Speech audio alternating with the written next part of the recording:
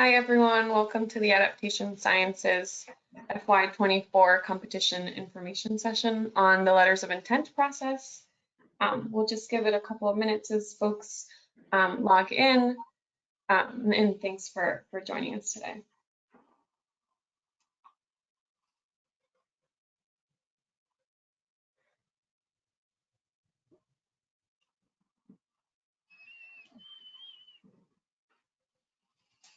Alrighty, numbers have started to slow down, so we can maybe jump into it. And as a reminder, as sort of notice, this is going to be recorded. So just wanted to share that before we start. And the slides will be shared after the fact. So if you have any specific questions on any specific slides, or you want to go back to those, we will be sharing those after the session. So again, welcome everyone. My name is Andrea Morales Barboza. I'm an international program specialist here at the Adaptation Sciences program in NOAA's Climate Program Office. I'm joined by some of my wonderful CPO colleagues. And before we jump into sort of the process of the letter of intent for this competition and what that entails, I just want to go through some of the more tech aspects of this platform to make sure everyone can sort of access the information. So if you can hear me, you are already connected to the broadcast and you don't need to call in. If you hear feedback, usually the issue is, and you're connected by phone, usually the issue is sort of just hang up and make sure that your computer's audio is turned on. That can sort of cause a feedback issue. So just double check that. If you have any questions, please write it into the question section. If you see sort of on the side, there's a panel with a bunch of different drop-down options, and there's a question drop-down, and that's where you would put those. We're going to have a Q&A session at the end of the presentation. We'll go over all the questions submitted and some of the ones that were submitted during the registration process. And then, as I said, we're going to be sharing the slides from this session on the AdSci 24 funding opportunity webpage, which is linked here in the slides within days of the session.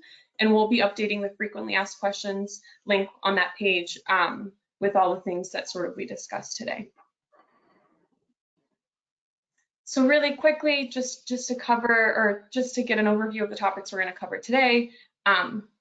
First, I'm going to start with an introduction of the team who's on here, who's working on this process. So as I said, my name is Andrea. I'm part of the Adaptation Sciences team supporting this competition, and I'll pass it to my colleague Lisa, who is the competition manager for this competition.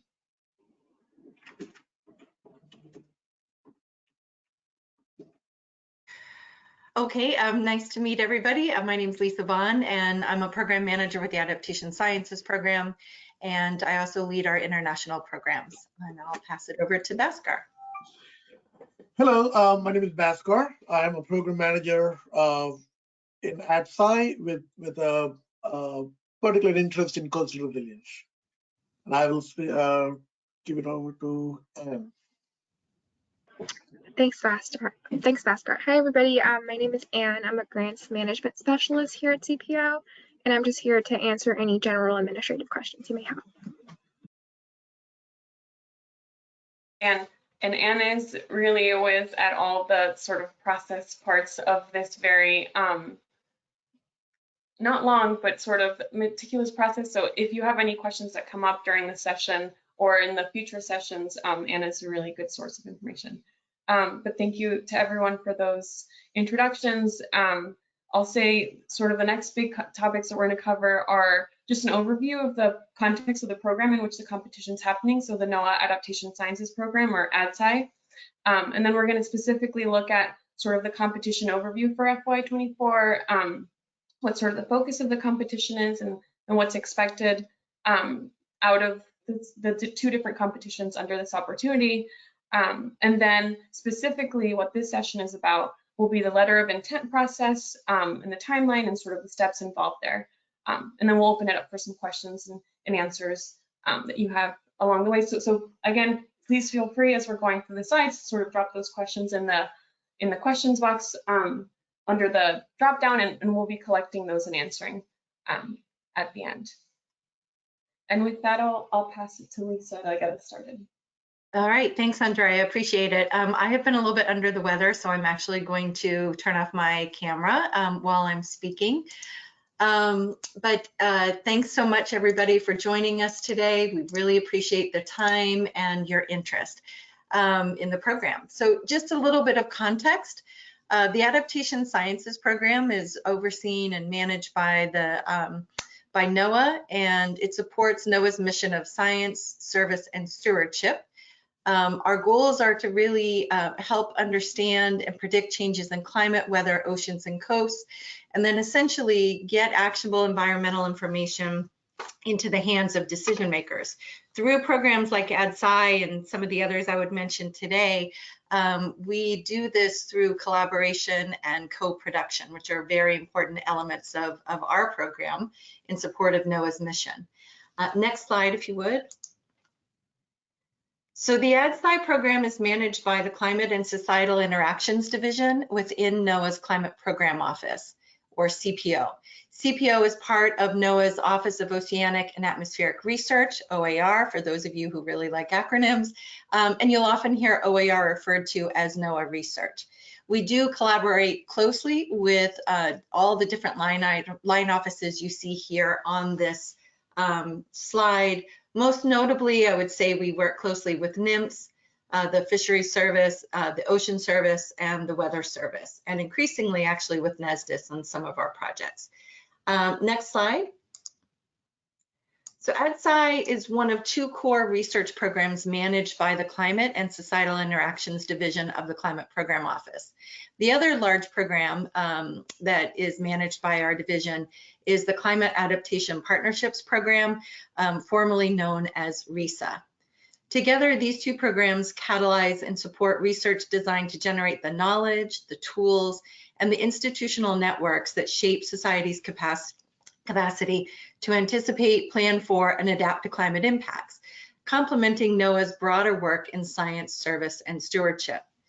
So by supporting partnerships between scientists and stakeholders, CSI research seeks to enhance the capacity of decision makers to effectively co-produce and utilize climate information in risk management, adaptation, and sustainable development, with a focus on identifying and assessing vulnerabilities, risks, impacts, and potential adaptation solutions and pathways. So the AdSci program, which is the one with the bubble diagram, is composed of several lines of effort that reflect societal needs and opportunities for collaboration. AdSci's current lines of effort include partnerships and research projects focused on climate impacts on fisheries and pathways for adaptation in fishing communities. And some of you may be familiar with this program. It's called CAFA, and Jen Dubkowski, who's actually not on this call today, runs that program. And then the other line of effort is really focused on water resource challenges and opportunities in coastal communities. And that was the focus of our FY21 competition, which was the first one actually in this program. And Bhaskar works on that space. And then the third is international collaboration to advance adaptation and resilience, which includes a focus on islands and coastal blue carbon. This was the focus of last year's competition, the FY23, focused on island resilience, for those of you who may have been familiar with that as well. All right, next slide, if you would, Andrea. All right, so with that general kind of programmatic context, I'll dive into the AdSci program itself and get into the FY24 competition in a little more detail. I know that this is not news to the folks on this call, but it's become increasingly clear that scientific knowledge, methods, and institutional frameworks that are able to address compound risks and impacts that cascade across sectors, communities, jurisdictions, and national borders are really needed in order to avoid maladaptation and to effectively meet the challenges posed to society by a changing climate. In recognition of this need, NOAA consolidated several sector-based research programs into the new AdSci program in 2021. This evolution of the program's framing and orientation better reflects the complexities of the knowledge, information, and institutional network needs related to challenging topics such as food security and sustainable food systems, water resources, public health and safety, infrastructure, disaster preparedness, the use of nature-based solutions, and low carbon resilient strategies. So the AdSci program, the work we do is conducted both within and outside of the United States and includes a partnership with the US Department of State through which NOAA's equities and capabilities contribute to a whole of government climate initiative such as PREPARE, the President's Emergency Plan for Adaptation and Resilience. The overarching goal of the AdSci program is to advance the knowledge, methods, and frameworks needed to move society beyond incremental adaptation toward more widespread, connected, and transformative adaptive pathways and resilient strategies with clear economic, social, cultural, and environmental co-benefits. The work is carried out by supporting a portfolio of interdisciplinary research and focused partnerships with two primary objectives. The first is to develop an understanding of the key drivers and conditions that shape and enable adaptation across multiple temporal and spatial scales, in particular in geographies and settings where this knowledge can be practically applied to efforts to reduce risk and enhance resilience in equitable ways.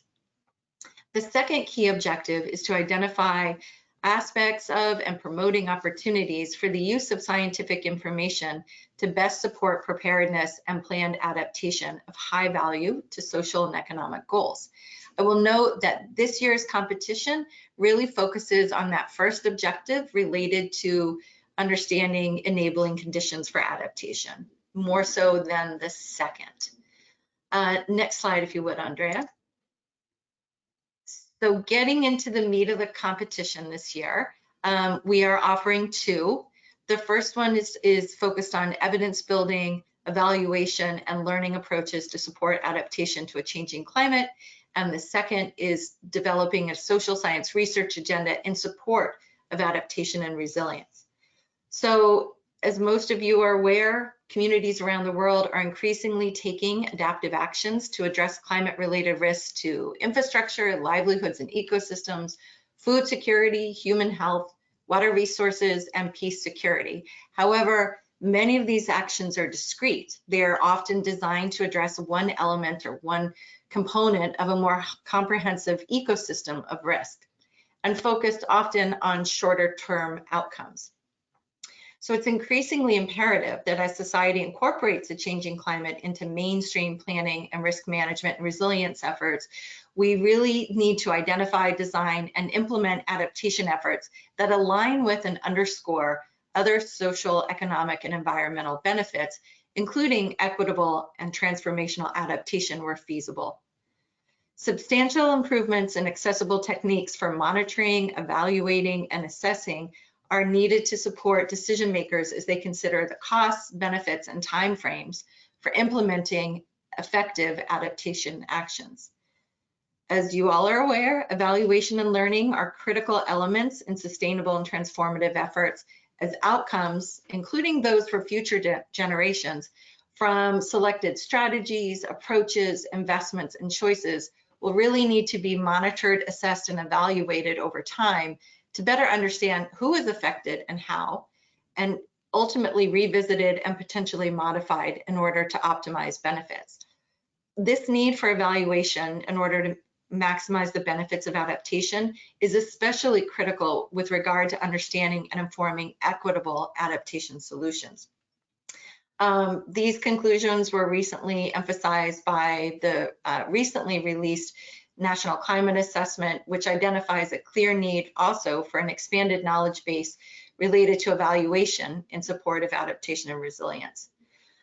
And I'll just finally note that addressing this gap through evidence-based research and learning is of particular importance to NOAA, as the agency and its partners are increasingly investing in research and implementation activities designed to support climate adaptation and resilience in the US and abroad through and in support of various NOAA programs and interagency frameworks.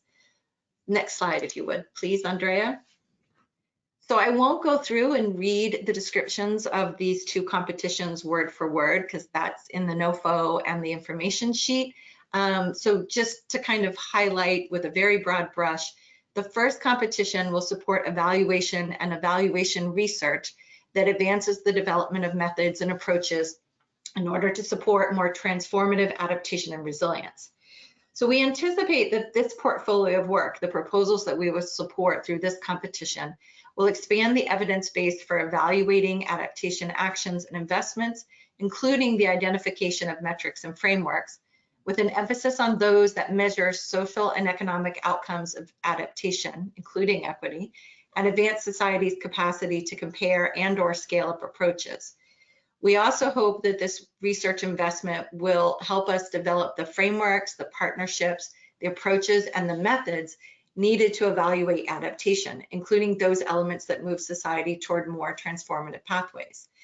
Finally, I will just note here that while we expect much of the work supported by this opportunity to focus in the US, states and territories, we will also be considering proposals with a focus on one or more of what are really, frankly, kind of broadly defined regions that border the US. So the Caribbean, the Pacific Islands, Mexico and Central America, and the Arctic. We are open to regional or comparative studies focusing on multiple areas from this list as well. And then you'll note that the time frame is the same for both competitions. These are both 2-year projects, or up to 2 years. They can be 1 year, but with a maximum funding amount of $300,000 total. For competition 1, people can apply for funding up to $150K per year. But I will note for the second competition that $300K could be, or up to $300K, could be distributed over the 2-year period. It doesn't have the same $150K ceiling. So next slide, Andrea. I won't go through and read all of these, but if you look closely in the NOFO and the information sheet, you can see some of the kind of priority areas that we're hoping could be addressed by this competition, recognizing that we don't expect each proposal to address all of these areas. But when you develop your letter of intent and then your proposal, you want to make sure that you're specifically addressing at least one of these topics. All right, next slide, if you would, Andrea. Okay, so for the second competition, we are hoping to help address the growing need for an organized and well-articulated social science research agenda that supports the integration of social sciences in climate and risk assessments and the development of effective adaptation strategies that are really meaningful across scales of decisions and communities and relevant to supporting the foundations of transformative change. So specifically, we anticipate funding probably just one proposal through this competition, and through which we hope that project would generate a social science research agenda that, you know, reflects existing knowledge, the status, the base of existing knowledge related to adaptation sciences, and identifies gaps that can be addressed to support adaptation and resilience efforts. We anticipate that this work would be conducted through, you know, the review, analysis, and assessment of scientific literature, climate adaptation plans and actions, so other, you know, white and gray literature, local knowledge and similar information, in addition to facilitating an engagement process that would inform social science research needs. So we're hoping that this process would be designed and implemented to not just look at what's been published in the scientific literature, but also delve into needs and kind of finding and information coming out of practice as well through engagement.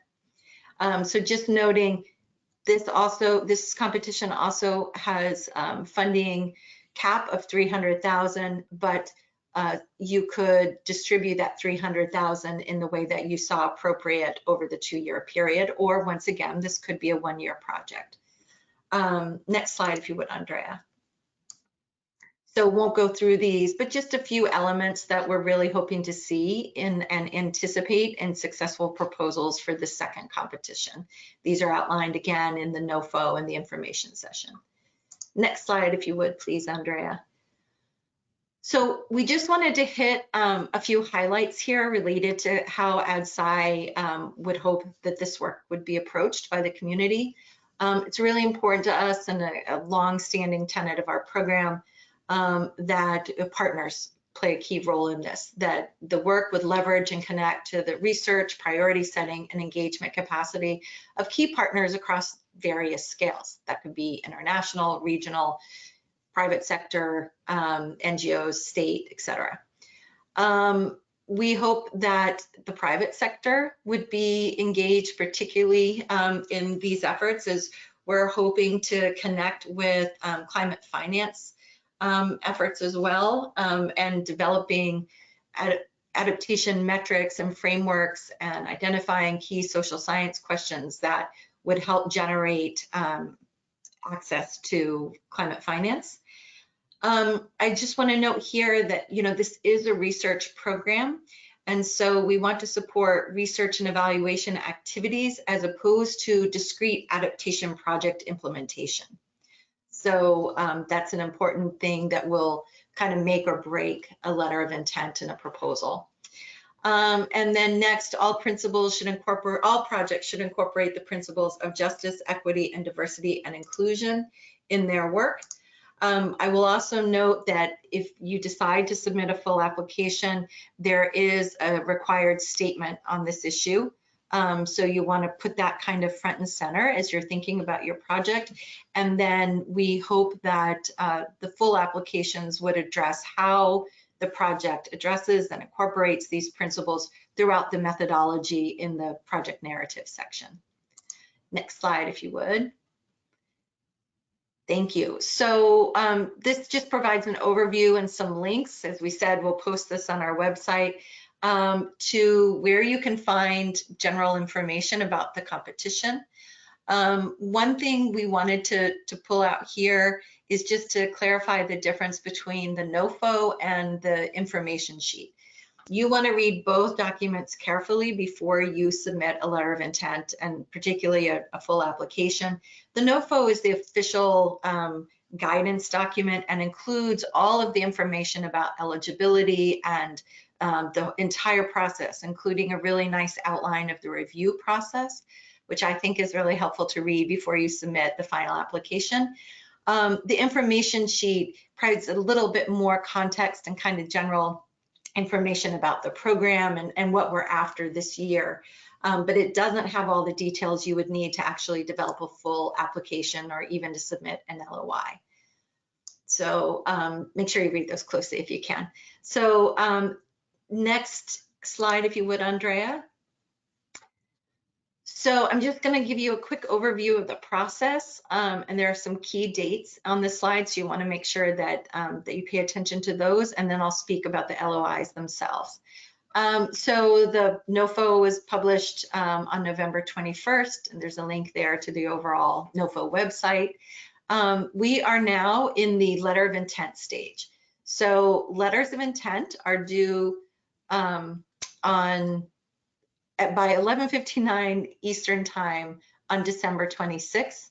And we are asking this year for the first time that they be submitted via Google form. And the link to that is in the information sheet and also on our website. If you are not able to access Google Forms, you can email it to me at my personal email, and then we'll share a group email with you at the end of this session. Full proposals and applications come next, and I'll talk about our LOI process in just a minute, but those are due, and those must be submitted through the process outlined in the NOFO, and that Anne is going to go over with you guys. Those cannot be emailed, they cannot be submitted by Google form. Those are due March 20th, and then we'll spend a couple of months working with the community to review the proposal and develop funding recommendations. And then the proposals get started in that are approved and funded will get started in fall 2024. And just throwing a quick note in here that we would appreciate it if everyone would use September 1st, 2024 as their official start date. Next slide, if you would, Andrea. So we're going to focus the rest of this session on the letter of intent, and then Anne's going to jump in and provide you with some kind of read ahead guidance, early guidance related to applying for the full package or submitting a full package. So there are additional details about the letter of intent in the NOFO, so please take a look at those. they are strongly encouraged, but I will note that they are not officially required. In other words, if you miss the LOI deadline, you can still submit a full application. But it's been our experience that proposals that come in with an LOI and receive feedback are usually closer to kind of hitting the mark. And we hate for people to invest a lot of time in writing a full proposal that hasn't gone through that LOI feedback process. So the feedback upon receipt of your LOIs, the program management team will take a look at them, and applicants will either be provided with feedback. Yep, this is great. It's totally, consistent with what we're looking for in this competition. We encourage you to submit an LOI, or this is probably not consistent with what we're looking for. So we don't necessarily encourage you to submit an LOI, but of course you can, if you want to, still submit that LOI. And then there's a category where it could use some massaging and maybe some additional partners, for example, and that's kind of like that. It's up to you if you want to put the investment in expanding the project or changing the focus of the project, depending on the feedback. So once you submit your LOI, and those again are due December 26th, and we apologize for the deadline over that December holiday season, but it's tagged to when the NOFA was actually published, so we really didn't have any leeway with that. Hopefully people can get them in before the due date and not have that, well before the due date, and not have that hanging over their heads at the end of the year. Anyway, we will take about 4 weeks to review the LOIs and get back to you. So you're looking at receiving guidance probably around January 22nd, 24th, that kind of general time period. Next slide, if you would, Andrea. So as I mentioned, we are for the first time inviting PIs to submit through a Google form. There's a link to it here in these slides, and once again, if you technically cannot access the Google form, you may email the LOI to us. We really prefer, for kind of management purposes and making sure we have everything and we're tracking it, please do submit the form. LOI should provide a concise description of the proposed work and a statement regarding its relevance to the competition. I won't read through all of this, but the description of what is needed in the LOI, what we encourage you to include, because it's not required, it's optional, but this is what we encourage you to include. Please do not have your LOI include expand more than 2 pages, and please don't submit letters of intent with the LOIs. That will come in the next phase if you decide to go ahead. So Anne is now going to walk through some administrative aspects of submitting a full proposal. These are not required to submit an LOI. So you don't need to take any of the steps she's going to outline to submit an LOI. But because the processes can take a bit of time for first-time applicants, we wanted to go ahead and flag those requirements for you now. I will also note that NOAA is in the process of transitioning the system through which it manages the whole grants process. So things may be a little bit slower than they normally are. So that is another reason to get a jump on what Anne is going to discuss. So Anne, I'm going to hand that over to you and give people a break from listening to my voice. All right, thank you so much, Lisa. Hi, everybody. So I'm just going to give you a brief overview of the application process from an administrative perspective. If you're a first-time applicant to a federal grant, please note that this is a multi-step process that you have to go through before you even apply for the grant. It can be pretty overwhelming for someone who's not familiar with the process, which is why, like Lisa said, if you do decide to apply to one of our competitions, we really recommend that you start on this process as soon as possible. In the event that everything goes well and there are no bumps in the road, it shouldn't be a super lengthy process, but you really never know what kind of hiccups you might encounter, technical issues or questions you may have where you have to seek assistance from the help desk, and all of that can slow the process down. So the first thing you would need is an EIN or an employer identification number. And once you get that, then you can apply for a SAM.gov registration and a unique entity ID. And then once you have your unique entity ID, you can create an account on grants.gov, where after that, you'll finally be able to apply for the grant. Next slide, please. Okay, so a little bit about the employer identification number, or EIN. It's issued by the IRS, and it's basically a federal tax identification number that's assigned to organizations. So it's kind of like the social security number for organizations. And in order to apply, if you are a US-based organization, you have the option to apply online or via fax or mail. If you're able to, we would definitely recommend that you apply online, just because it's the fastest method. You would be able to receive your EIN immediately upon completion of registration, as opposed to waiting even weeks, perhaps, if you're going the fax or the mail route. If you are an international applicant, unfortunately, you can't apply online. You would have to call the phone number listed during their hours of operation. Next slide. Yep, so here are just the instructions listed on how to apply. First, you have to determine your eligibility, and that's just simply whether your organization is based in the US or abroad, and that's how you determine the method you can apply. The person who is completing the application is called the responsible party, and they would be defined as the person who owns or controls the entity, or who exercises ultimate effective control over the entity. So another thing to note is, if you are applying online, everything has to be completed and submitted within one session. Unfortunately, you can't fill out half the form and then go back. It's not going to save. And then once you submit your application online, you should be able to receive your EIN immediately. Next slide.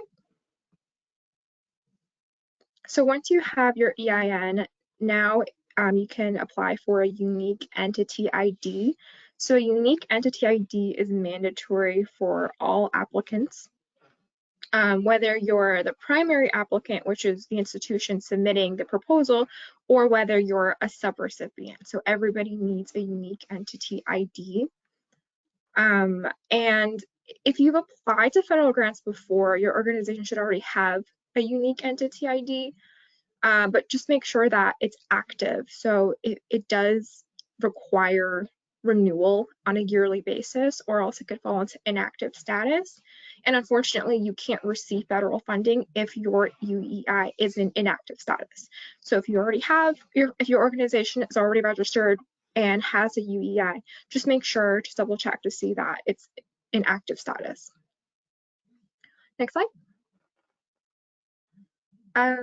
Yes, so I'm not going to go into too much detail in the process, since you can find these instructions on how to register online. If you see the link at the top of the page next to registration instructions, it's all laid out there. And the second link is, if you run into any issues and need help, you can click on that link. And of course, these slides will be uploaded, so you can reference them when you're ready to register.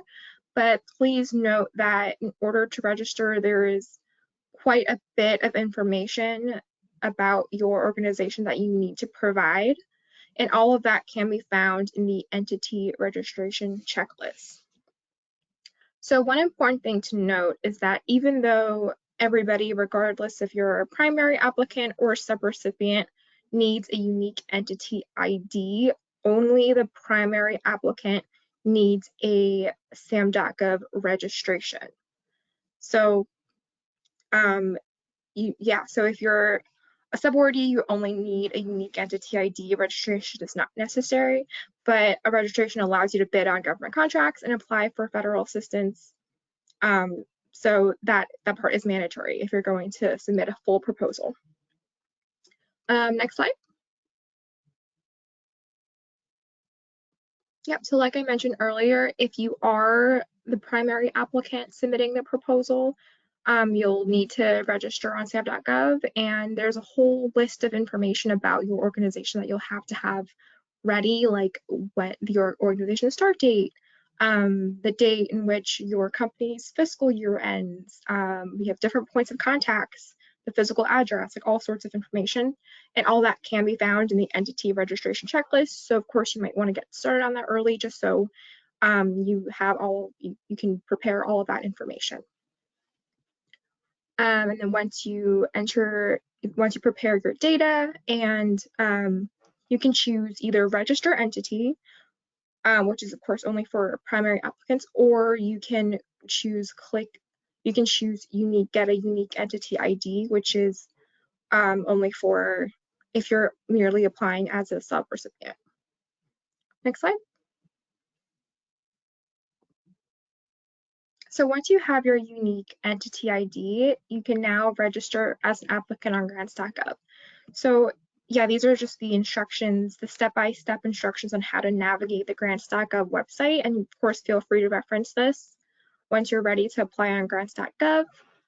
And if you ever have an issue with grants.gov, unfortunately, we don't have access on our side. Grants.gov is its own entity, and they have their own help desk and support. So if you have any issues, you can click the link under grants.gov support desk and submit a ticket with them, and they should be able to help you.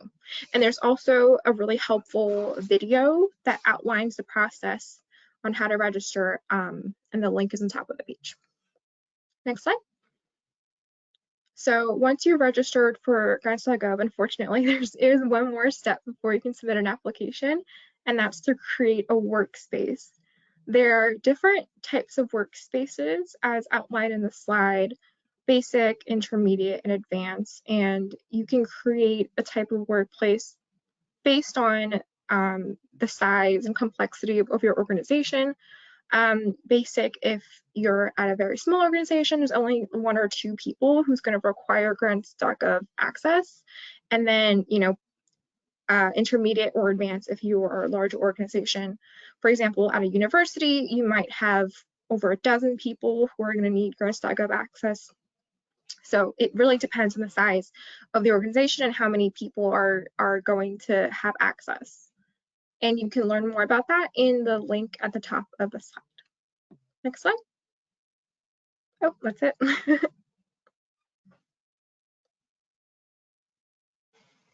Thanks, Anne. I think this sort of covers the general process of the LOI and the steps ahead to think about as the process unfolds. And just a couple of points here to wrap up before we jump into the Q&A. Again, we'll be posting the slides, so all the links that are available on this PowerPoint, you will be able to look through and sort of think about and send any questions you have as you go. And this main funding page right next to how to access FAQs, that's a great resource for sort of all the questions you might have as you're putting together a letter of intent for competition 1 or 2. And then a reminder that there will be a full proposal information session on February 8th from 2 to 3 p.m. Eastern time. The link to register is here. And so that will cover a little bit more of the process Anne was talking about in more detail once we move past this letter of intent phase. And then here's some of the contact information if you have any specific questions for Lisa, who is the competition manager, for Anne, who is a whiz on all things grants. And then if you have any more general team questions, there's an email included there. And so Lisa and team, I'll open it up to you all on the questions maybe we got before the session, and then maybe we can dive into the ones that are coming in. Yeah, that sounds great. Thanks, Andrea. And thanks, Anne, for walking through that. I appreciate it. I just want to note before Bhaskar starts reading off questions that that noaa.adaptation.sciences email is a new one, and that is not in the NOFO or the information sheet. we set something up thinking that it was going to do one thing and it actually didn't work, so we had to go back and set up a new email. So if you did send something to the other email and you got a bounce back, we apologize. I did get several emails directly, so I think people were finding workarounds for that. But if you need to in the future, please use that new one, and we will modify the documents this week to show the updated address. So with that, I'll leave it to Bhaskar to get us started on the questions. Thank you, Lisa. I think we are getting some really good questions. I'm so thrilled to see that there is not one question that is repetitive. So I can go ahead and start with the first question, and this was actually sent to us, at the pre-registration time. The first question, Lisa, is I would like to learn more about what qualifies as climate adaptation for this opportunity. For example, would a program focused on school bus electrification qualify? Yeah, thanks, Bhaskar. So we are using one of the definitions in the National Climate Assessment, which defines adaptation as actions taken to reduce risk from today's changed climate conditions and to prepare for further impacts in the future. It includes diverse activities designed to reduce climate-related risks and increase capacity to prepare for climate impacts. So I think the potential applicant should kind of consider that definition.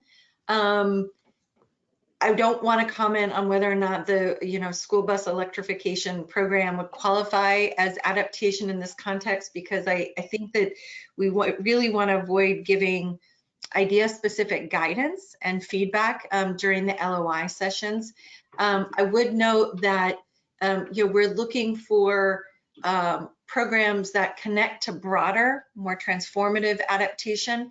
So because one of the challenges is related to kind of that level of complexity. So while maybe a discrete adaptation activity might be kind of at the core of the project like this, that one might be a little bit too narrow in my perspective.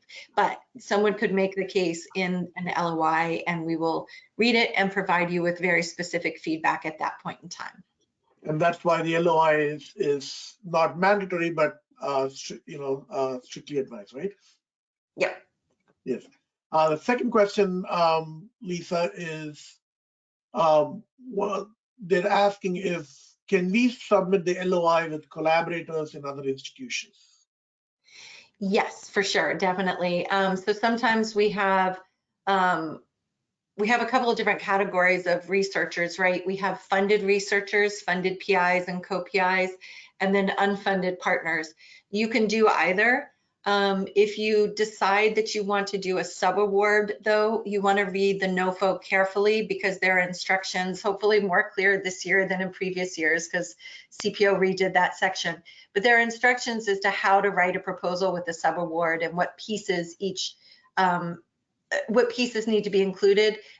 You can either do, and we'll talk about this later in the full proposal session, but just for kind of food for thought, you can either do a sub-award to fund other collaborators, or you can each submit a proposal, which sometimes is a little bit cheaper because then you don't have to pay overhead for the sub-award. And there are instructions as to how to do that as well. But yeah, we really do encourage collaboration among entities in the program. Thanks, Awesome. Beth. Here are two questions that are very closely related to this. One is there a limit on how many letters of intent and proposals one individual can submit? And there's a very similar kind of follow-up question also for this one. Do you allow the same individual to serve as PI or co-PI on two proposals? Yeah, okay, thanks, Bhaskar. Yeah, so no, there is no limit to the number of LOIs or proposals, for that matter, that could come from a single individual. But if you do that, it's really important to articulate how the individual would be positioned to handle the work associated with that commitment, and what the role is of the investigator that warrants being on one or more proposal. And I think this is most important when you submit your full application, because we could have a situation, for example, where both proposals, if someone's on two, were picked up, And so you would need to show that, that PI has the time to work on both of those proposals allocated if they both happen to be selected. And then the second question, same thing basically, like, yeah, you could be a PI or co-PI, but you just have to be prepared to demonstrate in the proposal how you could actually be involved in both of these if it requires part of your time, which ostensibly it would if you're on both. Thanks, Bhaskar. Thank you, Lisa. So here's a question that was top of the of the session, of this listening session. Under competition 1, do you have a preference for exploratory or evaluative studies?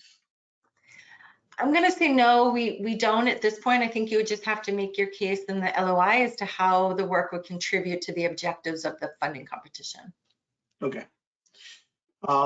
Moving on, this question actually says, this is a research program. Where might leveraging the experiences of practitioners in planning adaptation, barriers, challenges, and breakthrough as a way to contribute to an evaluative framework? Is this valued in this call as long as there is also a social science framework this information feeds into?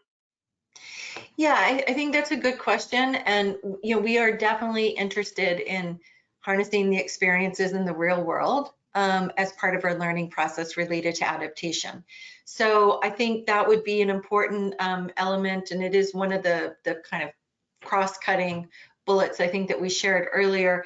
But yeah, we are really encouraging PIs to work with and maybe even have as collaborators on the project, for example, individuals who are working in this space and can both contribute to the learning and then also benefit from the learning process. Okay, so Lisa, this question, the next question that's up there is about a remark that you made where you said competition 1 is not intended to fund implementation activities. The person is asking, can it fund implementation activities of a program that is being evaluated if the program that the learning framework is built to learn from needs funding?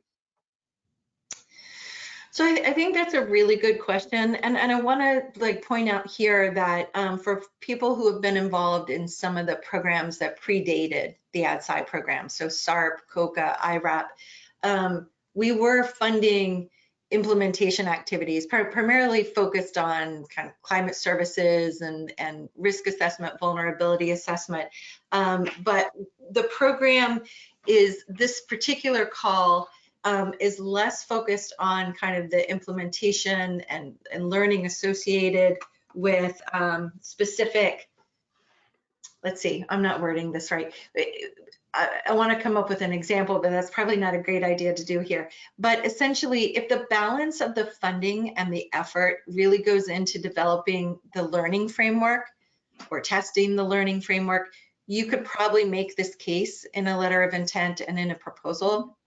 But I think that when it comes down to the review process that'll happen next spring, you really need to demonstrate how the project is primarily focused on the objectives of the competition and not putting too much of the funding and the time into the implementation of a project, if that makes sense. But we could allow for some elements of that as long as it was couched in and balanced with the learning process and the development of the framework. Awesome, thank you. The next question here, let me read, okay. So this is about geography and region. So this, you mentioned US and also adjacent regions that ID'd. Would projects that look at US and one or more of those regions be welcomed? Yeah, I think that would be totally fine as long as the region is listed in the NOFO. Okay. And a similar question about geography, eligible applicants, can a non-US based organization apply, like the Pacific Island region? Yes, they still have to meet the requirements outlined by Anne, but we have funded entities outside of the US before, so there is precedent for that. Okay. There's another question that basically, this is about geography. I think you've already answered that question. moving on, is there the question was about, is there a template for the LOI? Any preference on font size, what formatting? And I'm guessing that's where the LOI Google form comes into play, right? Yep. You do have to upload as an attachment your LOI though. So the form will ask you for certain information, your name, the title, that kind of thing. You'll mark which competition you're submitting to, but then you do have to upload the letter. So this is still a valid question here, in spite of the form. But the template, we are pretty flexible as long as it's not longer than 2 pages. And I'm not going to tell you how old I am, but let's just say 12-point font would probably be very appreciated. Once it gets under like 10 or under, I'm not going to be able to read it. So 12-point would be appreciated. You don't want to use the magnifying glass, I'm guessing. No, exactly right, Bhaskar. So as long as you hit the elements that are outlined in the NOFO, we're okay with how you decide to do that. And just, we call it a letter of intent, but it doesn't necessarily have to be in a letter format, obviously. Sure. Thank you.